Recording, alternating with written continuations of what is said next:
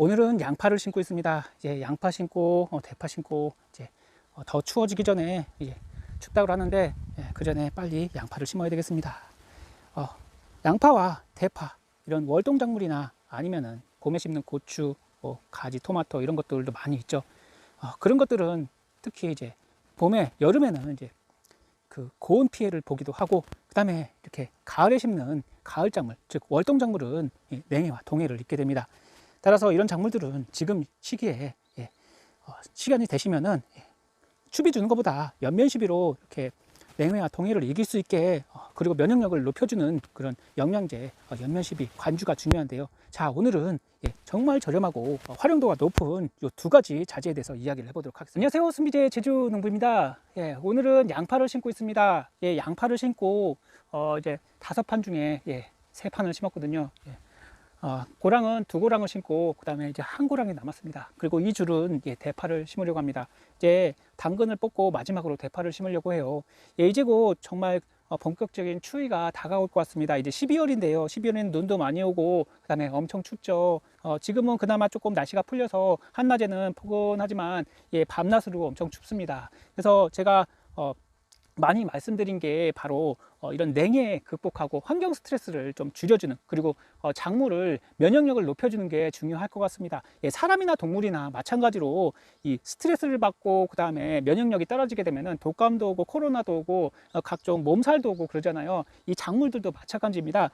제대로 먹여주고 그리고 면역력을 높일 수 있게 영양제를 연면시비 해주시고 물과 함께 뿌려주시게 되면은 얘네들도 면역력이 높아져서 그리고 스트레스, 환경 스트레스를 줄여주는 그런 자재들을 이제 꾸준히 뿌려주시면은 확실히 봄에 그리고 겨울을 이기는 그런 힘을 길러주실 수가 있습니다. 따라서 오늘은 그렇다고 비싼 자재를 보여드리는 게 아니고요. 굉장히 저렴하고 가성비가 좋은 이 두 가지를 보여드릴까 합니다. 바로 아미노산과 그리고 해조 추출물입니다. 아미노산 많이 들어보았고 해조 추출물 많이 들어봤잖아요. 아미노산은 비싸잖아, 해조 추출물 비싸잖아, 나 그거는 줄 수가 없어, 그리고 텃밭인데 그거 굳이 줘야 되냐, 이런 생각을 하실 수 있겠지만 저도 텃밭을 하지만 그리고 큰 농장을 하지 않습니다. 자잘하게 여러 가지 작물을 키워서 이제 로컬푸드에 납품하는데요. 그것들을 하면서 가장 걱정이 바로 스트레스를 줄여주고 그 다음에 잘 자라게 하는 게 가장 큰 목적이고, 그 다음에 건강한 작물을 키우는 게 목적이기 때문에 좀 저렴하게 비용을 좀 줄이고 그 다음에 작물을 더 잘 자라게 하고 그 다음에 맛있게 만들기 위해서 이런 자재를 뿌려주면 아주 작물들이 좋아합니다. 그리고 봄에 지금 뿌려주셔도 되고 대신에 한낮에 따뜻할 때 뿌려주셔야 돼요. 낮에 날이 풀렸을 때 그때 연면시비나 관주를 해주시면 좋고, 그 다음에 이제 봄이 되면은 이제 날이 풀리잖아요. 그러면 꽃샘추위가 있습니다. 그때도 해주셔도 되고, 그 다음에 한여름에 아미노산, 영양분이 좀 부족하다 생각되시면 아미노산을 주시고, 그 다음에 너무 이제 덥고 춥고 그리고 너무 가뭄이 이어지게 되면은 이런 해조 추출물을 주시면은 여기에는 이제 천연 호르몬이 들어가 있기 때문에 작물이 그만큼 잘 자라게 되고요. 그만큼 환경 저항력을 높여줘서 면역력도 높아집니다. 그렇다고 비싼 거냐? 아닙니다. 굉장히 저렴해요. 특히 우리가 보는 이런 물로 된 그런 액기들, 해조 추출물이나 아니면은 아미노산, 이건 아미노산입니다. 이 아미노산제 하나에 10만 원이에요. 굉장히 비싸죠. 이런 거 하나 쓰려면은 한 번 쓸 때마다 굉장히 돈이 많이 들어가는 그런 걱정이 됩니다. 하지만 요것만 쓰시게 되면은 굉장히 저렴해요. 요거는 최소한 200배에서 한 5,000배 정도 저렴합니다. 저렴한 자재를 쓰시고 대신에 한 번에 많이 구입을 하셔서 주변에 있는 농가와 함께 나누시면은 저렴하게 이런 좋은 자재를 쓰실 수 있으니까 한번 이거 보시고 어떤 효능이 있는지 한번 보여드리고 하겠습니다. 그리고 이제 양파를 심었는데 양파밭에 오늘은 아미노산과 해조 추출물을 물과 함께 연면시비 겸 관주, 물을 줘야 되죠. 관주해 보도록 하겠습니다. 확실히 작물들이 안 죽어요. 해조 추출물 여러 번 말씀을 드렸을 겁니다. 하지만 찾아보시면은 아미노산 엄청 비싸고 해조 추출물 말도 못하게 비쌉니다. 이런 페트병 1리터를 한 통에 아미노산 말도 못하고 해조 추출물 같은 경우에는 뭐 4만 원, 뭐 5만 원, 6만 원, 정말 너무 비싸요. 그렇다고 많이 쓸 수 있냐? 그렇지도 않습니다. 한 번에 다 써야 되고요. 그다음에 오래 쓰지도 못합니다.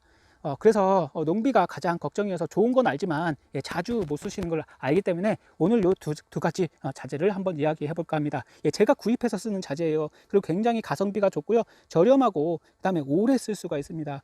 정말 이거 해조 추출물 같은 경우에는 한번 사면, 저도 이제 농장을 이제 감귤이랑 각종 채소들을 하는데 요거면은 정말 몇 년간 쓸 수가 있고요, 정말 10년 정도도 쓸 수 있는 양이더라고요. 그렇다고 많이 쓰는 게 아니고 조금씩 나눠서 작물에게 뿌려주시면 그만큼 작물을 맛있게 하고 크게 하고, 그리고 죽지 않게, 그다음에 스트레스를 받지 않고, 그다음에 양질의 그런 농산물을 수확할 수 있는 그런 정말 좋은 해조 추출물입니다. 첫 번째로 아미노산을 한번 이야기해 보도록 하겠습니다. 요거는 아미노산입니다. 아미노산 보시면 주로 물로 된 거 많이 보시죠. 요거는 가루로 된 아미노산 파우더입니다. 요거는 오리 깃털로 만든 것인데요, 동물성 아미노산입니다. 식물성 아미노산은 좀 비싸서 동물성 아미노산을 추천드려요.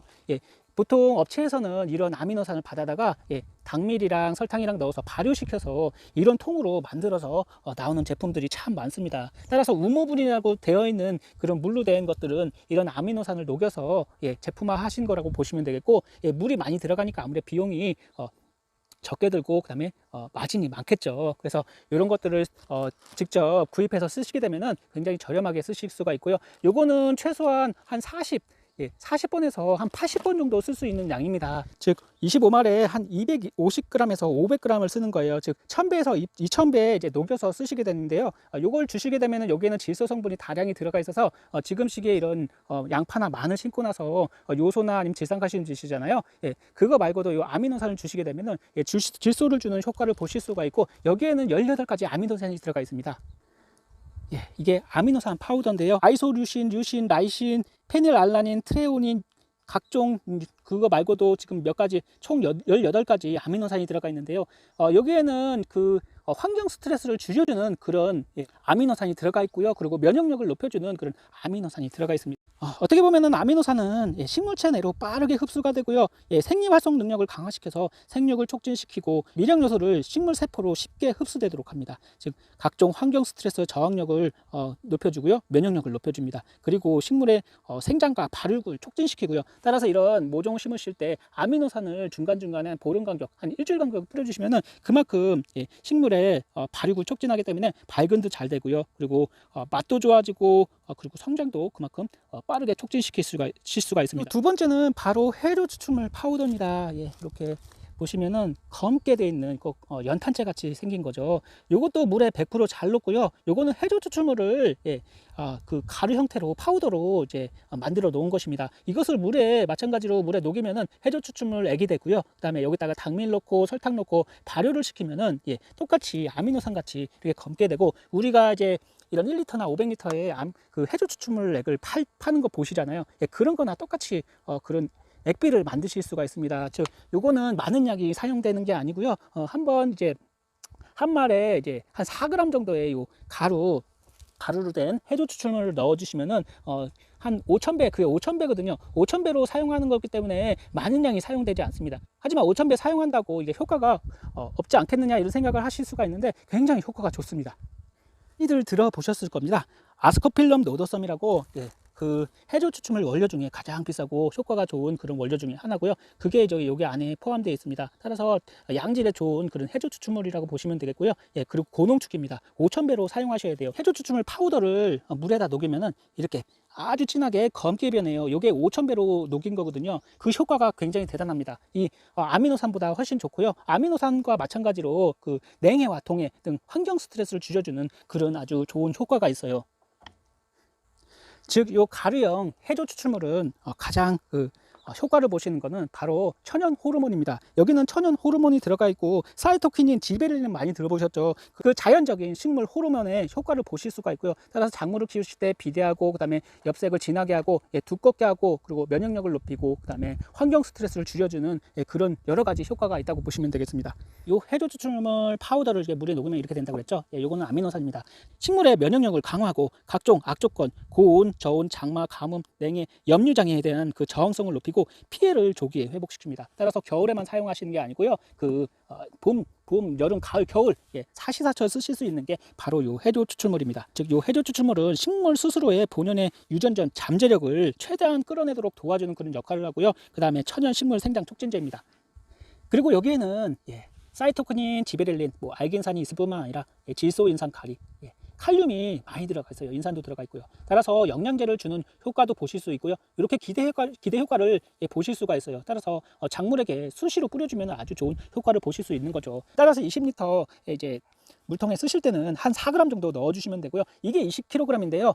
그 한 말짜리를 쓰시려면은 한 5,000번은 쓰셔야지 이걸 다 사용하실 수가 있습니다. 따라서 대용량으로 파는 20kg짜리이기 때문에 이것을 한번 구입을 하셔가지고 주변 농가랑 함께 나누셔도 되고요. 저 같은 경우에는 이런 20kg짜리 해조 추출물을 한번 구입하게 되면은 1kg 단위나 한 500g 단위로 소분을 해서 나눠서 이렇게 잘 보관하시면 오랫동안 사용할 수 있는 그런 자재이기 때문에, 그리고 식물에게 꼭 필요한 자재이기 때문에 이렇게 한번 이런 아미노산이나 해조 추출물 한번 이용을 해보세요.